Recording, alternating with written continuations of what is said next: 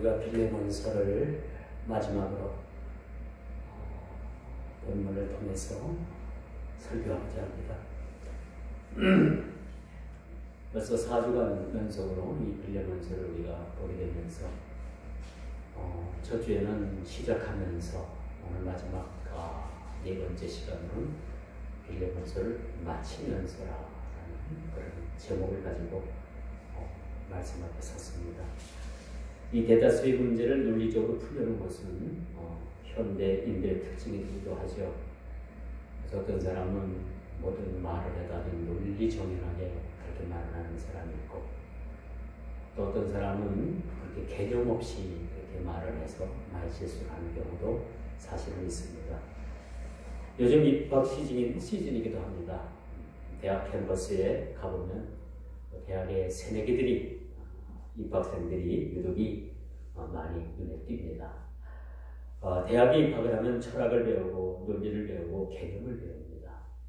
밤새도록 토론을 하고 또 사상의 지평을 넓혀가는 그런 젊은이들의 그런 모습을 보면서 이 대학 때가 되면 비로소 어떤 논리가, 사는 인생의 논리가 정해지기도 하고, 또 많은 그 사상의 지평이 넓혀지는 그런 기간이기도 합니다.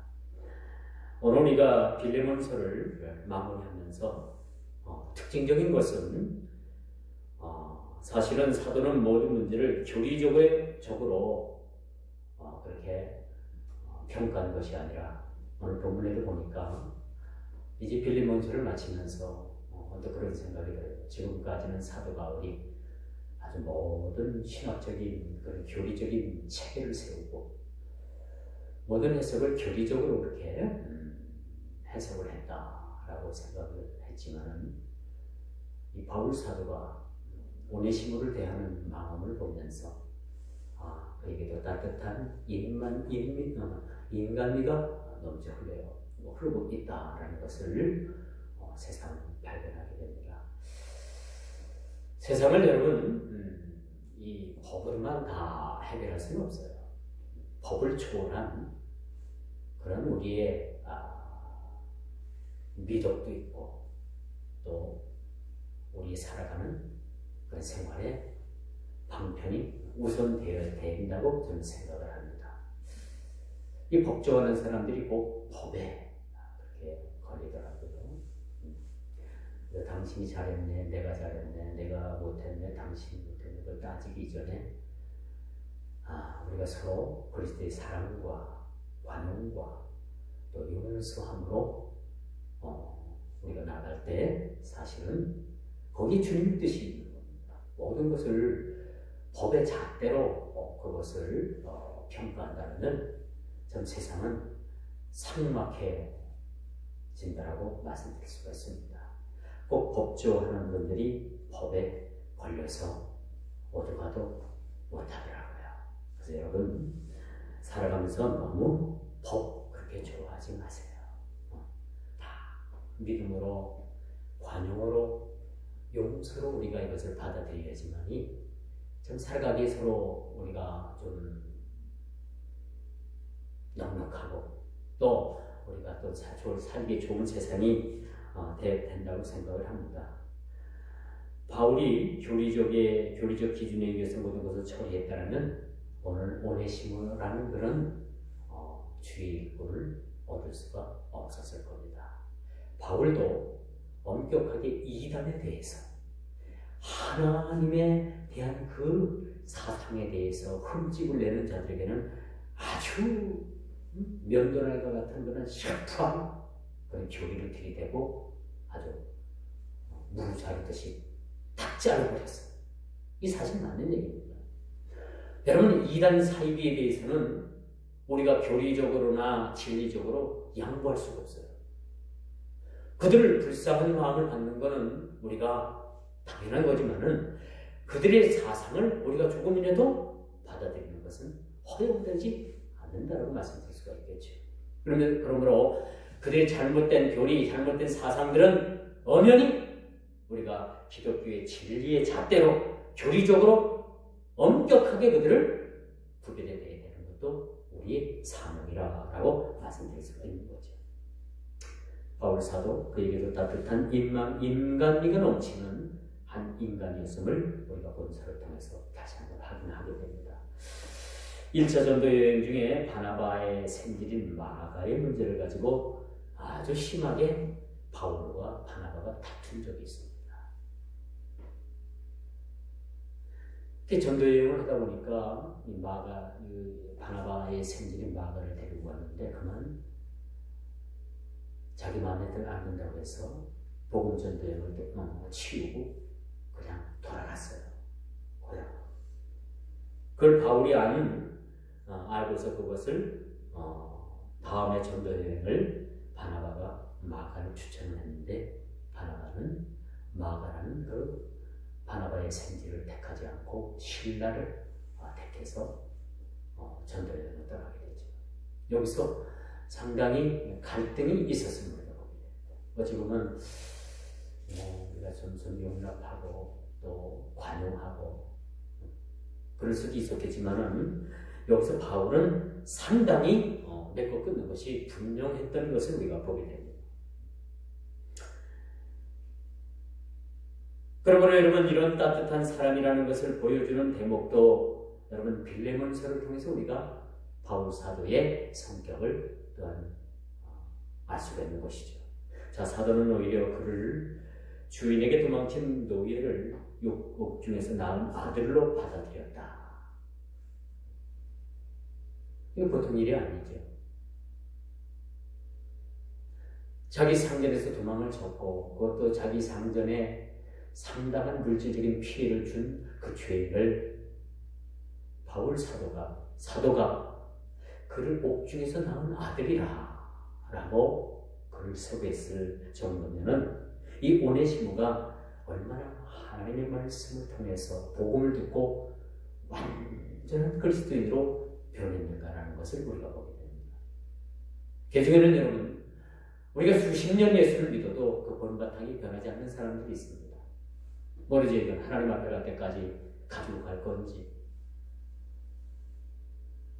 그런데 어떤 사람은 몇 개월 예수 믿지 않아서 완전히 그 삶이 변화된 삶을 우리가 참 보게 되는 사람들을 볼 수 있어요. 이런 사람은 너무 시간이 급하니까 하나님께서도 그 사람을 너무 빨리 그렇게 변화시켜주는 모습을 보게 돼요. 근데 어떤 사람들은 수십 년 예수를 믿어도 변화되지 않는 사람들을 우리는 개중에 보게 됩니다. 오늘 이 오네시모라는 이 사람은, 이 종은, 이 노비는 바울이 옥중에서 복음을 전하고 그 복음을 듣고 완전히 새 사람이 돼요. 그리고 자기 상전인 자기가 버리고 도망갔던 그 상전을 향해서 내가 이 편지를 가지고 내 주인에게 돌아가겠습니다 라는 결단을 하는 모습을 우리가 보게 됩니다. 이처럼 교회를 위해서까지 사랑을 보이는 인간적인 면이 가득한 사도였다라는 것을 우리는 말씀을 통해서 확인할 수가 있겠죠. 여러분 당시 이 현행법은요, 노비가 그 주인을 떠나서 도망을 하게 되면 잡히면 하면 직결 처분을 받습니다. 그 자리에서 돌을 맞아 죽어도 말을 할 수가 없는 거죠. 이런 시대 상황을 비춰볼 때 오네시모를 형제처럼 받아들여달라고 부탁하는 것은 결코 쉬운 상황은 아니었을 거죠. 이런 엄연한 법이 살아있는데 어떻게 오네시모를 빌레몬에게 돌려보내면서 빌레몬 집사, 내가 부탁하건대 당신에게서 도망갔던 이 사람 오네시모가 당신이 앞에 있는데 이 사람은 새 사람 됐어. 예수 믿고 처음에 새 사람 됐어.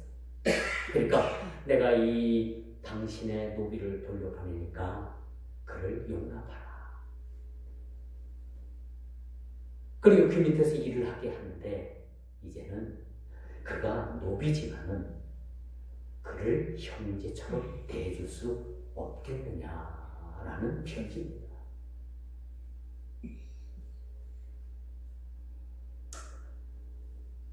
참 부탁하기가 쉽지 않았을 겁니다.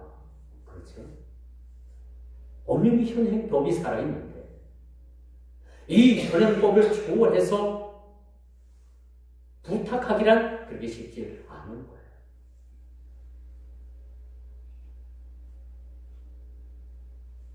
그러기에 결코 쉬운 일은 아니었다는 거죠. 오직 이 일은 예수 그리스도의 이름만으로만 가능했던 일이었기 때문에 더 부탁하기가 어려웠을 거예요. 우리는 쉽게 그리스도의 용서, 관용, 사랑을 쉽게 말합니다. 쉽게 용서 얘기를 해요.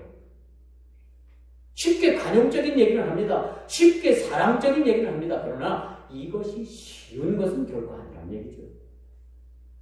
말처럼 쉽지 않은데 말입니다. 우리 그리스도인들의 은혜는 곧 그리스도의 모든 것을 대변하기 때문이죠.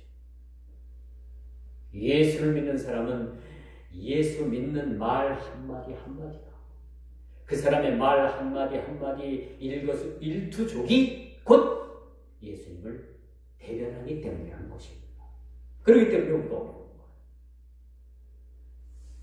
오늘 사도는 현존하는 사회제도를 무시하지 않는 대신 오히려 그 사회의 제도를 뛰어넘는 기독교적인 형제애를 몸소 실천해 보이는 거죠.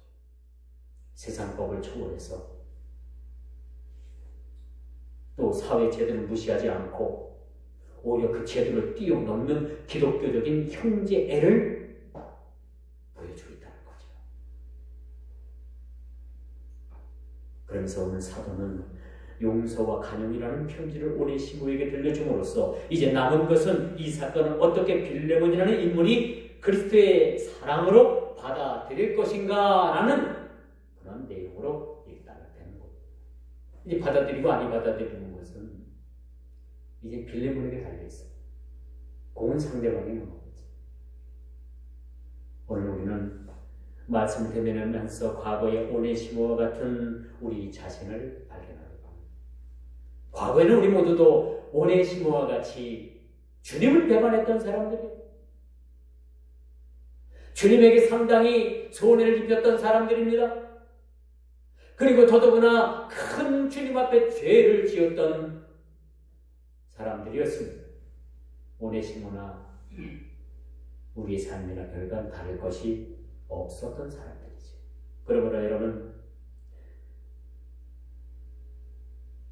오네시모와 같은 내 자신을 발견함으로써 주님으로부터 용서뿐만 아니라 주님의 사랑으로 내 자신의 삶의 모든 문제가 해결되었다는 것을 우리는 기억을 해야 되는 거죠. 이제 저와 여러분은 주님의 용서와 간용, 사랑의 원자탄을 가지고 세상을 향해서 나아가야 한다는 거룩한 그런 짐을 우리가 지고 있는 것이죠. 자, 본문은 자신의 성전에 들어가서 자신의 상전에게 들어가서 그 상전에게 어떻게 말을 할까? 상전 앞에 가서 어떤 모습을 취해야 될까? 참 그 오네시모의 마음이 어떠했는지는 오늘 본문은 보여주지 않고 있어요. 기록하지 않기 때문에 알 수는 없지만은 아마도 마음 한편에는 두려운 마음이 있었을 거예요. 어찌하면은 자기 생명이 그 자리에서 달아날 수밖에 없는 상황. 또 한편으로는 다시 돌아가서 마지막 기회라고 생각하고 자기 상전을 옛날보다 더욱더 열심을 가지고 섬기고 그리스도의 사랑으로 그 주인이었던 빌레몬을 참 섬기는데 열심을 다해야 되겠다라는 생각이 사실은 교차했을 것입니다. 저와 여러분들이 이런 상황이었다면 여러분 어떤 마음으로 돌아가기를 원했을까요? 저와 여러분들이 오네시모의 입장이었다면 어떤 마음을 가지고 돌아갔을까요? 가다가 마음이 변해서 아마도 내 주인이 나를 죽일 거야. 그래서 되돌아갈 수도 있었을 것이고, 에이, 한 번 죽지 두 번 죽냐.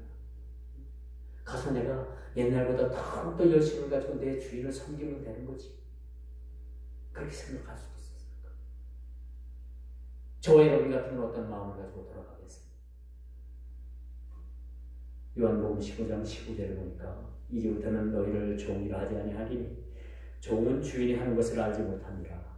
너희는 친구라 하였노니 내가 내 아버지께 들은 것을 다 너희에게 알게 하였음이니라. 아마 이 말씀에 용기를 얻고 100배 용기를 얻어서 오네시모는 그 골로새에 있는 자기 상전에게 돌아갔을 것입니다. 1860년경에 조선에 기독교가 들어왔습니다. 이 기독교가 들어온 이래 많은 사회적인 변화가 있었어요. 그 중심에는 상전과 노비가 같이 함께 교회당에 나가서 예배를 드렸습니다. 복음은 있는 사람이나 없는 사람이나 그 복음을 받아들이고 그 복음을 믿는 것은 자유입니다. 그러니까 많은 그런 지주들이 나와서 예배를 드리고 예수를 믿고 또 한편으로는 그 지주 밑에서 일을 하는 노비들이 그 집의 노비들이 나와서 예수를 믿었어요. 그런데 교회 나와서 예배를 드리고 교제를 하니까 자기 상전이 형제가 되고 자기 노비였던 사람이 형제가 되는 거예요. 형제가 자매가 되는 거예요. 그렇게 교회 안에서 이렇게 형제 자매로 교제를 나누다가 집에 딱 들어가면 어떻게 돼요? 집으로 가면 여전히 그 지주는 상전이 되고 노비는 노비일 뿐이에요. 근데 어떤 노비는 잘못 이해를 해가지고 집에 가서도 상전 노릇을 하려고 하니까 이것이 기독교의 심한 괴리 현상으로 나타나게 됩니다. 교회 안에서 형제 자매고 집에 가서는 여전히 노비와 상전입니다. 그런데 단 한 가지, 상전된 자는 노비를 어떻게 대해야 되느냐? 형제처럼 대해야 돼요. 그렇다고 해서 형제처럼 대한다고 해서 그 노비가 그 다음 날부터 일도 하지 않고 주인을 시켜먹고 빈들빈들 놀기만 한다면 그것은 그리스도의 정신은 도덕 아니라는 겁니다. 오늘 오네시모가 자기 상전인 빌레몬에게 돌아가는 그러한 각오와 결단이 바로 거기에 있었던 거예요.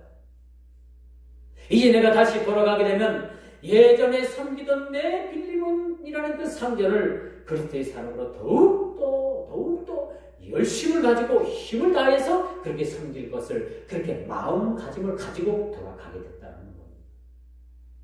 이게 예수 믿기 전과 예수 믿은 후에 그의 모습임을 우리가 보게 됩니다.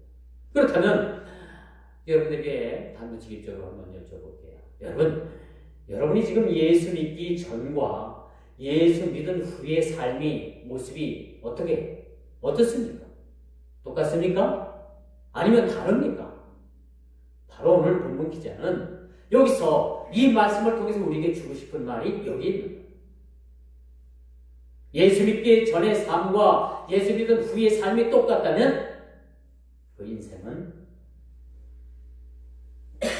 신앙생활 잘못하게 된 거죠. 예수 믿기 전과 예수 믿은 후에 그의 삶이 온전히 180도 변하고 믿음의 신앙에 입각해서 삶을 산다면 그 사람은 온전한 주님의 제자가 되는 겁니다. 이 조선 기독교 초기 문화를 보게 되면요, 이런 아름다운 일들이 있었더라고요. 주인이 그 종이 신앙생활을 너무너무 잘해. 그리고 너무너무 똑똑해. 그래서 그 종을 평양신학교에 보냈어요. 평양신학교. 그때는 평양신학교, 장로교 신학교 하나밖에 없었습니다. 그 신학교를 보내가지고 그 종이 너는 예전에 너희 상전을 대하던 그 모습이 아니라 내 안에는 주님이 계시지 않니? 내 안에는 성령이 계시지 않니? 그 주인 되신 주님의 모습으로 내가 가서 열심으로 내 성전을 섬기게 되느니라 라는 부탁을 했을 것으로 봐요. 그리스도 안에서의 형제라는 것과 믿음 안에서의 그리스도의 사랑이 바탕이 되어야 된다는 것을 아주 특별히 강조했을 겁니다. 오늘 사도의 부탁은 바로 그것이었습니다. 그를 그리스도 안에서 형제로 대하라 라고 말씀합니다.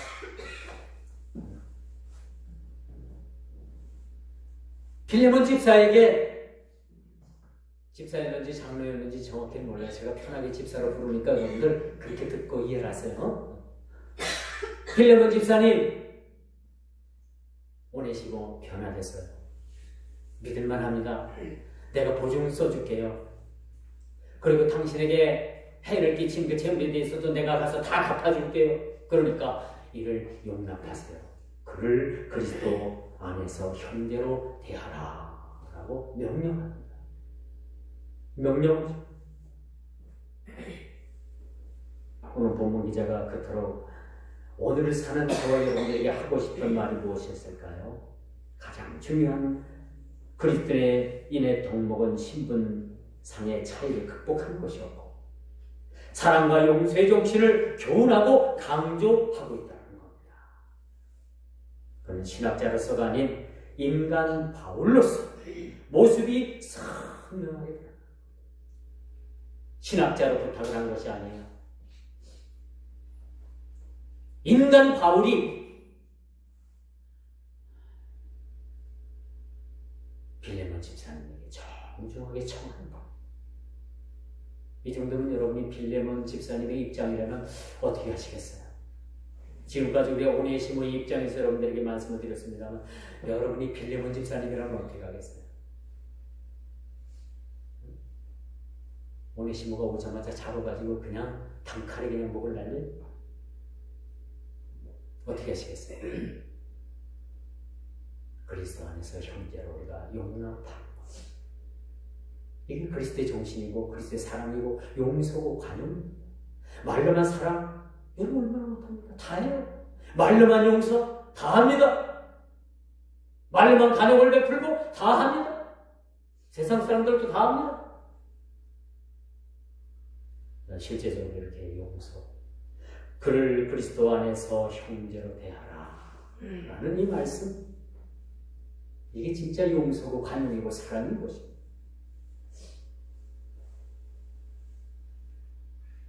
이 말씀을 통해서 현존하는 사회적인 제도조차도 뛰어넘는 기독교적 사랑을 실천해야 될 것이 바로 우리 그리스도인입니다. 세상법에 우리가 호소하지 말고 그 법을 뛰어넘는 그리스도의 법, 이 기독교적인 법으로 우리가 서로 사랑하고 관용을 베풀어야 된다는 얘기예요. 우리 기독교의 법은 세상 법을 초월합니다. 초월합니다. 이제 말씀의 결론을 맺을게요. 이 기독교의 근간을 이루는 것은 사랑 정신. 기독교는 사랑이라고 했잖아요. 근데 모든 걸 다 사랑으로 포장해는 안 돼요. 우리가 미술 시간에 이 생각하는 노래인가 그 석고를 놓고서 학생들을 동그랗게 이 미술 선생님이 동그랗게 앉혀놓고 스케치를 하게 하잖아요. 그렇죠? 이 어떤 학생은 정면에서 얼굴 가려우면 정면도가 되고 옆에서 그리는 사람은 측면도가 돼요. 똑같은 작품 하나를 놓고 스케치를 해도 학생들마다 다 각각 다른 그림이 나옵니다. 다양성을 인정해줘요. 진리 안에서 다양성, 이것을 우리가 인정해주는 거죠. 그래도 우리가 이 다양성을 잘못 이해해가지고 모든 종교의 다양성을 인정하자는 건 아닙니다. 그렇게 하면 큰일 나죠. 큰일. 요즘 참 이단 사인들이 얼마나 극성을 피웁니까? 얼마나 극성을 피우지. 귀신 천지에는 그 이제 교주가 죽을 때가 얼마 안 됐는데 이제 분열이 일어나기 시작합니다. 죽지 않고 영생도 쌓인다고 했는데 뒤지면 뭐라고 변명을 하겠습니까? 그 교리 뜯어고쳐야 되죠. 그렇지 않겠습니까? 근데 왜 수많은 사람들이 막 그냥 폭발적으로 그 안으로 기어 들어갑니까? 왜 그렇다고 생각해요? 사람은 본래적으로 진리를 받아들이는 그러한 습성보다도 거짓되고 죄, 더러움 이런 것들을 훨씬 더 받아들이기에 아주 간악합니다. 교묘하게 받아들여요.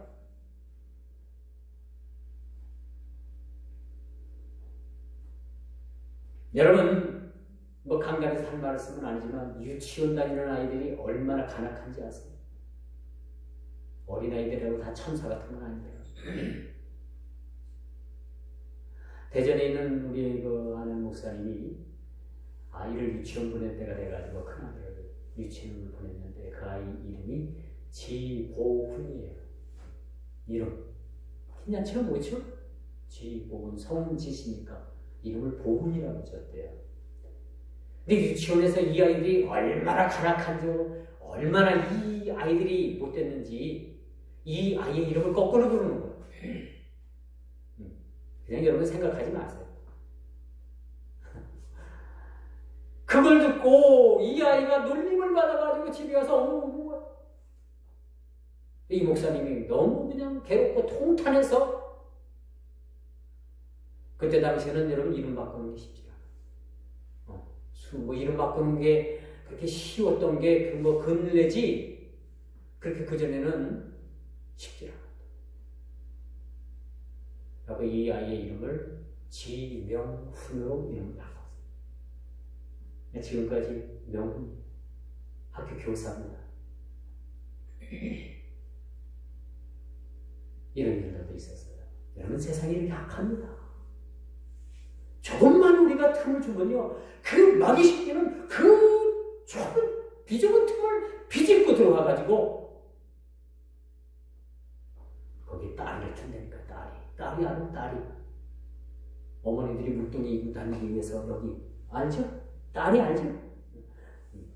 딸을 틀고 그 구렁이 새끼 3마리, 4마리가 5마리가 틀고 들어와서 앉아있다니까요.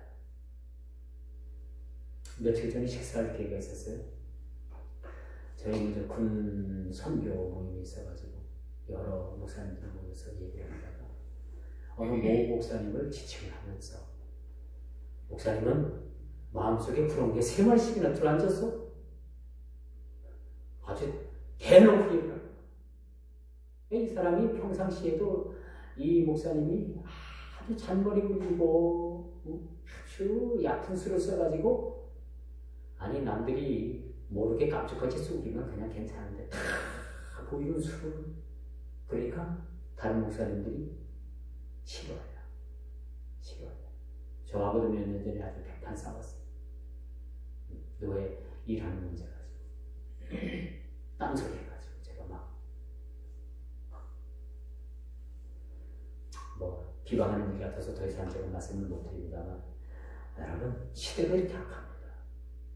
이렇게 시대가 악한데 오네시모 같은 사람을 지금 보내면 어떻게 되겠어요? 당장 잡아가지고 그렇죠?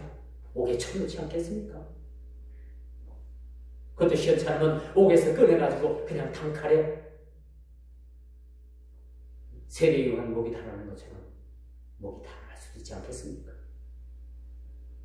사랑하는 성도 여러분, 용서와 간용은 나를 거는 희생이 따릅니다. 그럼에도 불구하고 용서와 간용 그리고 그리스도의 사랑의 정신은 오늘을 사는 우리에게 모두에게 요구되는 사항이기도 합니다. 이제 우리는 이 말씀을 끝내면서 한 가지 더 살펴볼 것은 구원의 주체이신 하나님께서 회개와 믿음을 통해서 성경 전체에 흐르는 이 진리와 연결시키고 있다는 것. 그리고 거시적인 관점에서 본문을 이해하고 확인해야 됨을 잊지 말아야 된다는 것을 오늘 우리에게 교훈 주고 있습니다. 이제 구속의 원리를 통해서 현실 생활 속에서 실천적인 적용을 우리가 통해서 내 이웃과 원수지고 원수 맺은 것이 있다면 다 오늘 가서 풀으셔야 돼요. 심지어 자식과, 심지어는 이웃과, 심지어는 사촌과 맺은 원수가 있다면 이 말씀을 통해서 여러분들이 가서 서로 용서를 구하고 간용을 베풀고 사랑으로 서로 보듬고 화해해야 된다는 사실들을 꼭 기억하시기를 주님의 이름으로 축원하면서 말씀을 맺도록 하겠습니다. 다 같이 기도합니다.